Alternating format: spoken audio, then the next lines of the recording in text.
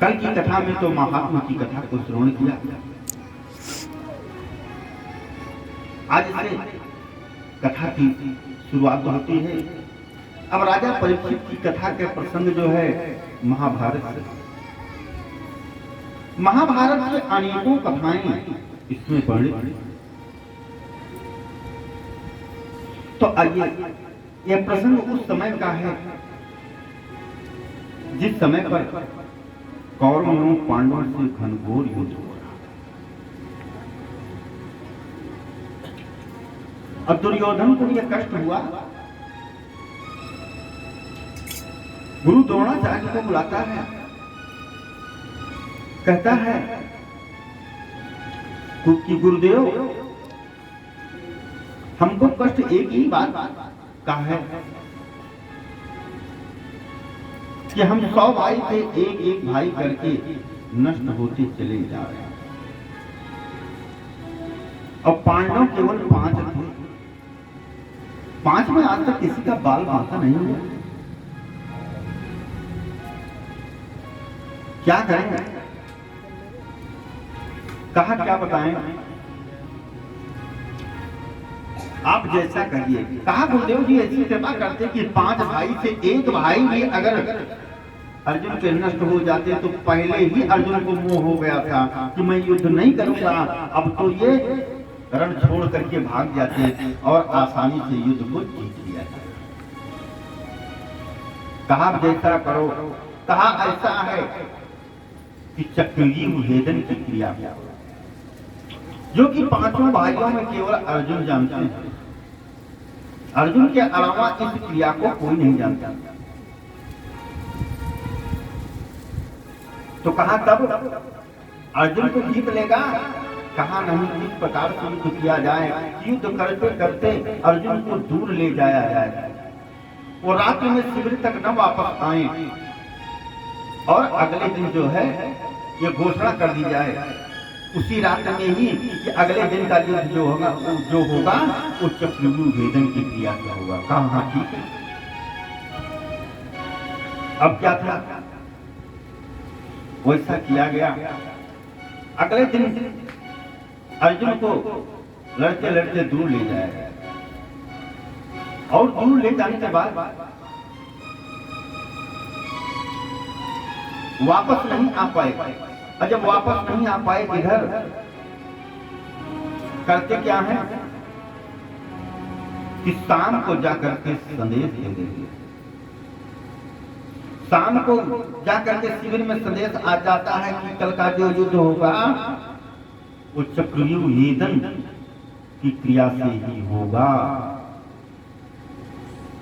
कहा ठीक। धर्मराज युधिष्ठिर को जब ये संदेशा मिलता है तो धर्मराज युधिष्ठिर जो है बहुत चिंता में पड़ता, बहुत चिंतित। वो सोच रहे हैं कि अर्जुन आए नहीं, अब कल कैसे युद्ध होगा,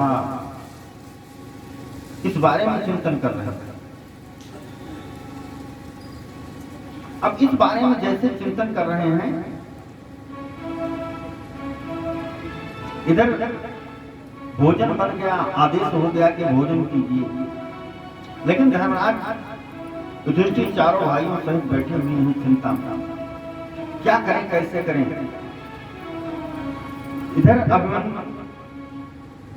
इधर अर्जुन का पुत्र जो है अभिमन्यु आया। कहा पिताजी क्यों चिंता में है कि बैठे हैं, कुछ बताइए। कहा चिंता तो अपार है बेटा। कहा क्या?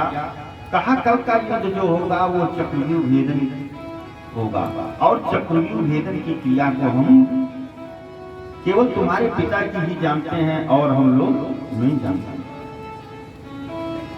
कैसे होगा? कहा इसके बारे में आप चिंता मत करें। कहा क्यों?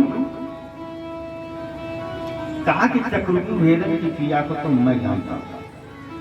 कहा बेटा तुम कैसे जानते हो? कहा जब मैं मां के गर्भ में था तो पिताजी हमें हमारी माता को बता रहा था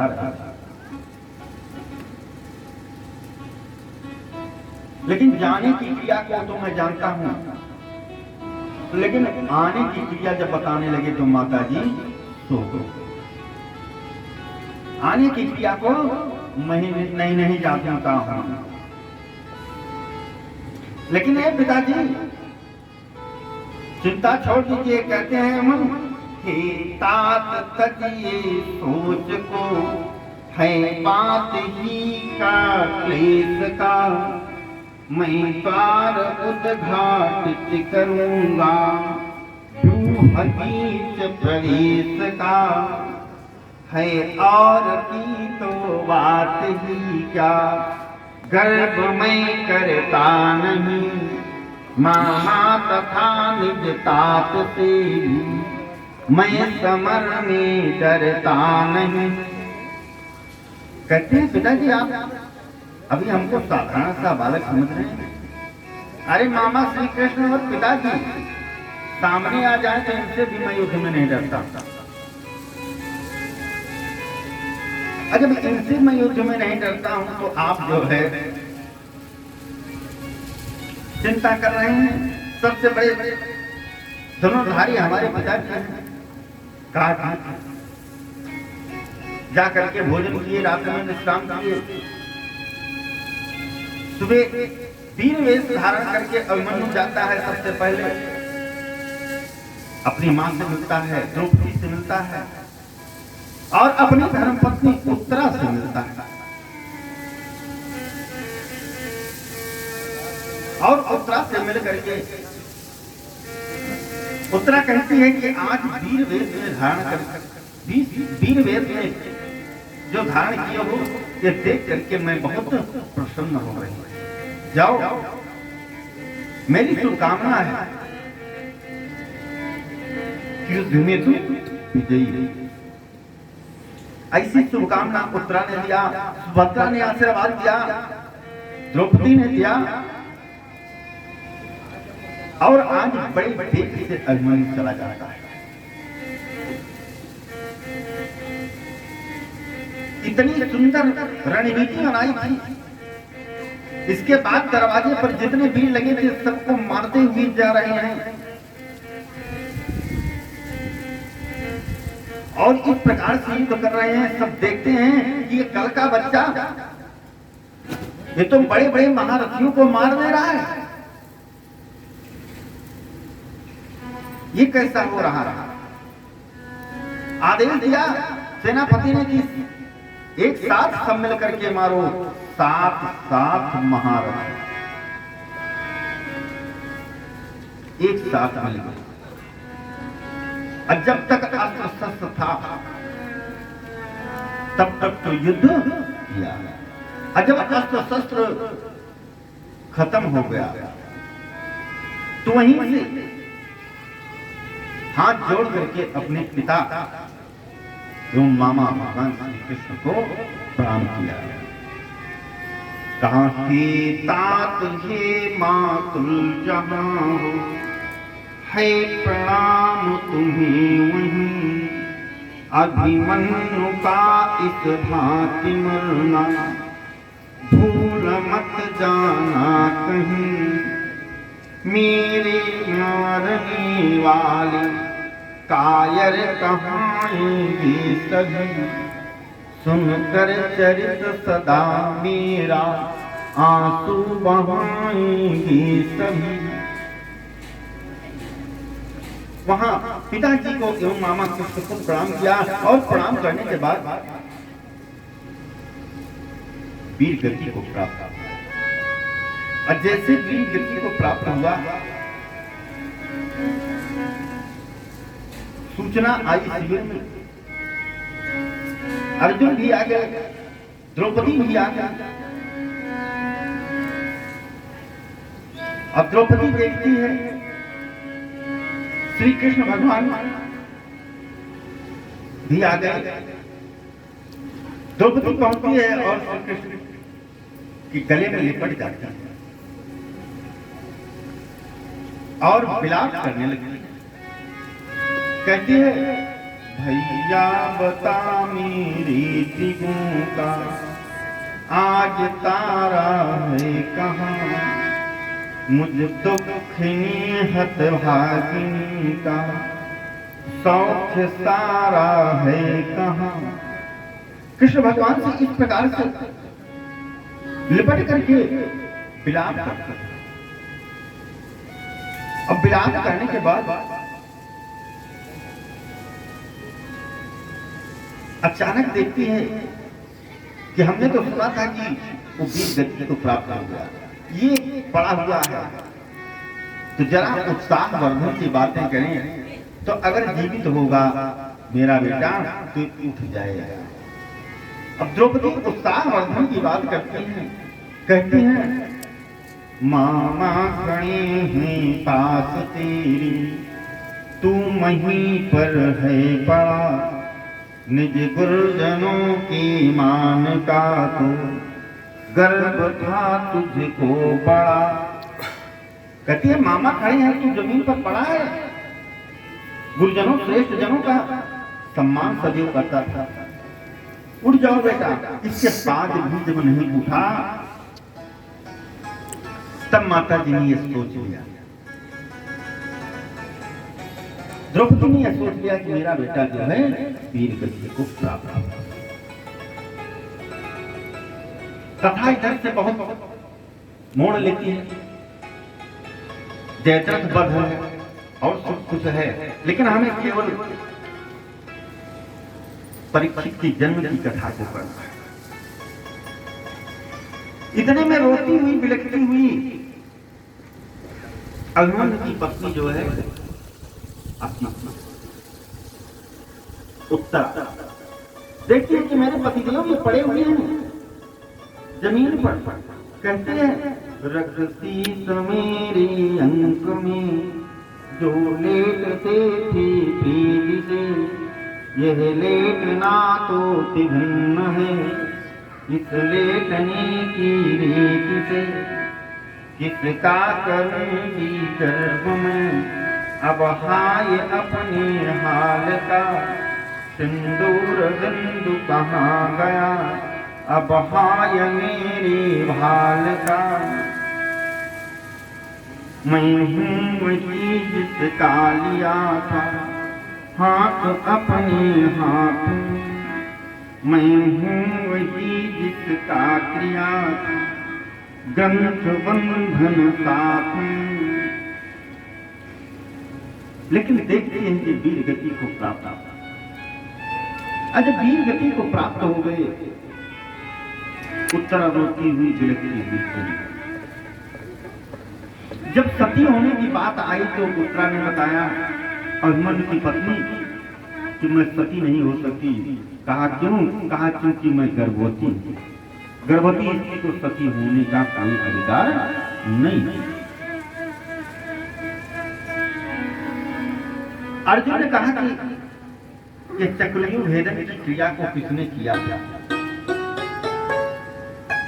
पता लगा गुरु द्रोणाचार्य ने। कहा वो गुरु है, गुरु को तो मैं नहीं मारूंगा, लेकिन उनका पद जो है धृष्ट तुमने किया गुरु द्रोणाचार्य। और जब गुरु द्रोणाचार्य का पद हो गया तो उनके पुत्र अश्वत्थामा जो बहुत दुखी। कहा समय आने पर मैं इसके जवाब अवश्य। इधर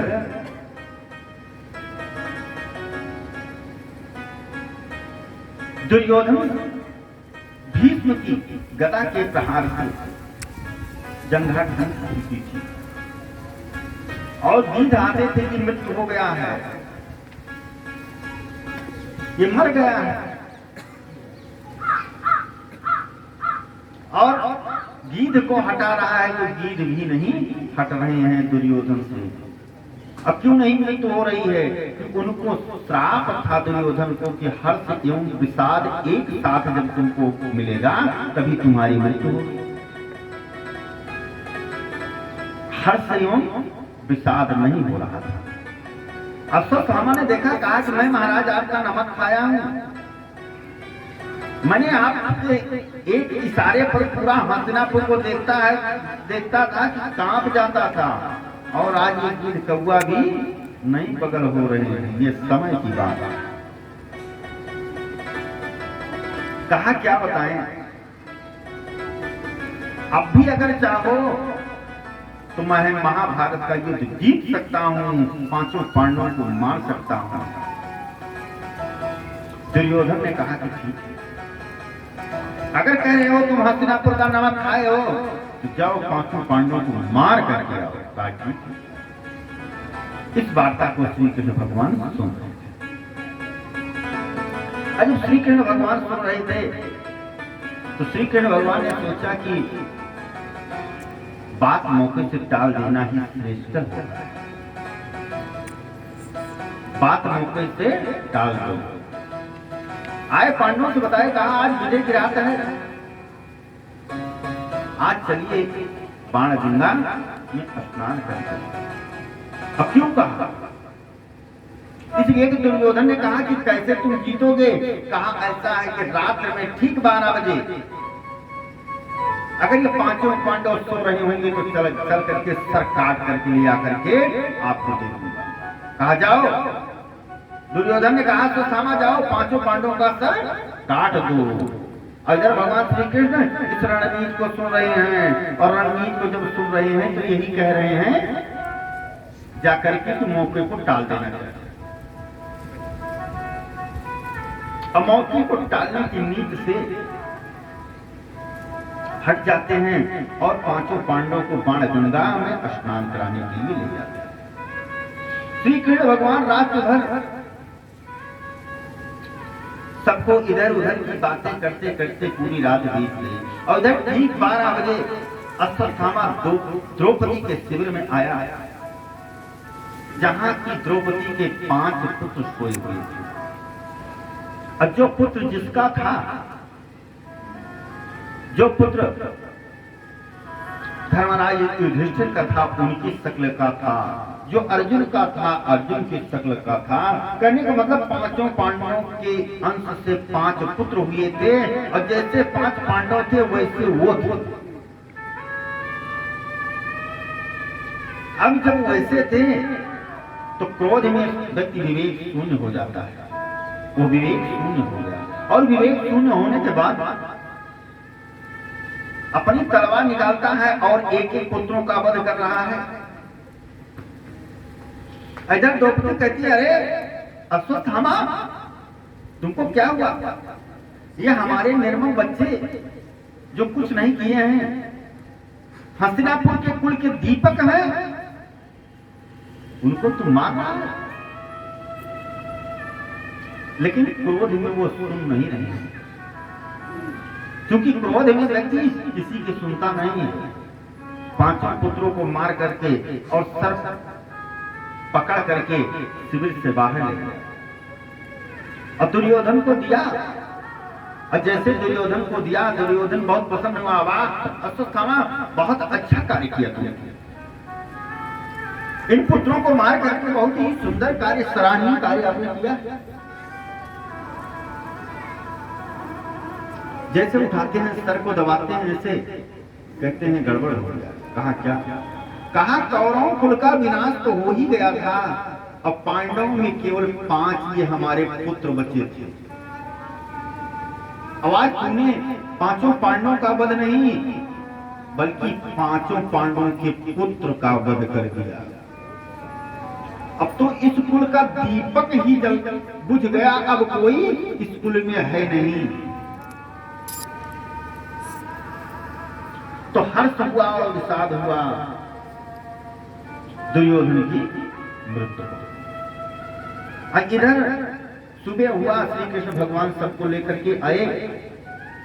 भीम तत्काल देखते हैं कि शिविर के सामने जो है खून की धारा सी पड़ी हुई है। कहते हैं खून की धारा कैसे है? कहा चलो देखते हैं, द्रौपदी बताएगी। द्रौपदी तो रोते बिलखते हुए अचेत अवस्था में वहां पड़ी। जब अचेत अवस्था में वहां पड़ी है, ले आते हैं जल और छींटा मारते हैं, तब पूछते हैं कि बताओ ये 5 पुत्रों का वध किसने किया? कहा क्या बताएं? ठीक रात 12 बजे अश्वत्थामा आया था और वही जो है मार करके सर लेकर के चला गया। मैं तो रोती रही, बिलखती रही, लेकिन कुछ सुना नहीं। कहा ऐसा क्यों? कहा मैं नहीं जानता। पांचों भाइयों ने संकल्प लिया कि कल का जो युद्ध होगा वो अश्वत्थामा से ही होगा। आज का युद्ध जो होगा अश्वत्थामा से। अब अश्वत्थामा क्योंकि वीर है, वो सोच रहा है क्या बताएं कि हम छिप जाएं, क्योंकि इस कायरता से हमने मारा। पांचों पांडवों का सर काटे होते तब पर भी ठीक था, ये तो पांचों पांडवों के पुत्रों का सर काट दिया कायरता से। इसलिए जो है छिप गया। पांचों भाई ढूंढ रहे हैं, युद्ध के लिए ललकार रहे हैं, और ललकारने के बाद क्योंकि वीर है, ललकार नहीं सुन पाया, बाहर आ गया। और जैसे बाहर आया, अर्जुन ने ब्रह्म फांस से उसको बांध दिया। अब बांधने के बाद जो ही मारना चाहते थे, भगवान श्री कृष्ण ने रोक दिया, मारो मत। कहा क्यों? कहा इन्होंने द्रौपदी के पांचों पुत्रों की हत्या किया है, इनको बांध करके ले चलो द्रौपदी के सामने। अगर द्रौपदी कहती है कि इसका सर काट दो, तो सर इसका काट देना। अगर द्रौपदी कहती है इसके रक्त से मैं स्नान करूंगी, तब रक्त से स्नान करवा देना। यहां मारने का अधिकार नहीं है। द्रौपदी के पास ले आए, और जैसे द्रौपदी के पास पहुंचते हैं, कहते हैं द्रौपदी देखो, ये हत्यारा तुम्हारे पुत्रों का मैं बांध करके ले आया हूं। द्रौपदी दौड़ करके आती है और ब्रह्म फांस की रस्सियां खोलने लगती है। जब ब्रह्म फांस की रस्सियां खोलने लगती है तो अर्जुन ने कहा द्रौपदी ये क्या कर रही हो? कहा तुम नहीं समझ रहे, ये तुम्हारे गुरु का पुत्र है। तुम्हारे गुरु द्रोणाचार्य ने एक से एक गोपनीय विद्या सिखाई, और ये गुरु का पुत्र है, इसलिए गुरु का पुत्र गुरु के ही समकक्ष होता है। अब अगर तुम इसका वध कर देते हो ना, तो फिर कहीं नहीं ठिकाना लगेगा। रस्सियां खोल दिया। भगवान कृष्ण से पूछते हैं अर्जुन जी, कहते हैं क्या आप बताइए कि क्या करें इसको, निष्कर्ष आप दीजिए। भगवान शिष्य ने कहा कि भाई ऐसा है, जो आतताई है, जो हत्यारा है, उसको मार ही देना चाहिए, लेकिन ब्राह्मण का गुरु का वध नहीं करना चाहिए। अर्जुन ने कहा ये क्या उल्टी बात कर दिया? एक तरफ तो कह रहे हो कि मार देना चाहिए, एक बार कह रहे हो कि नहीं मारना चाहिए। जैसे तुम टेढ़ी वैसे तुम्हारी टेढ़ी बात। अंत में निष्कर्ष यह लिया कि ब्राह्मण को तेजहीन कर दो।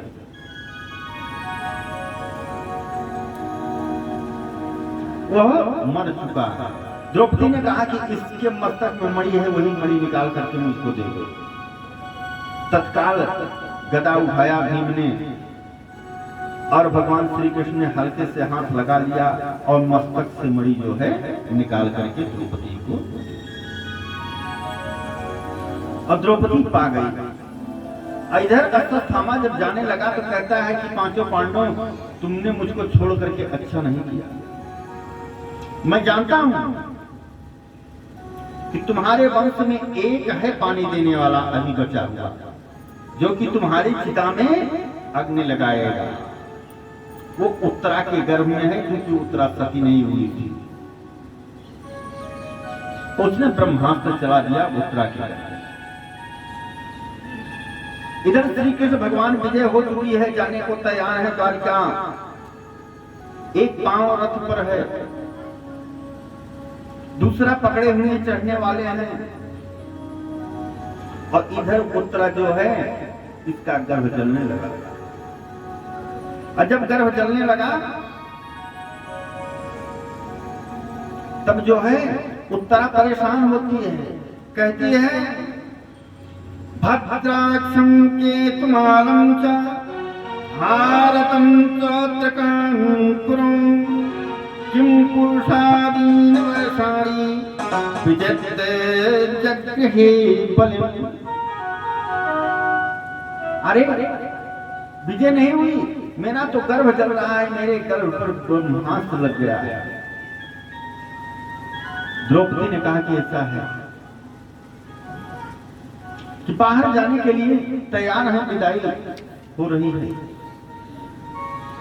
सबके सामने नहीं, लेकिन मन से ही आराधना करूंगी तो प्रभु आकर के मेरी रक्षा करें।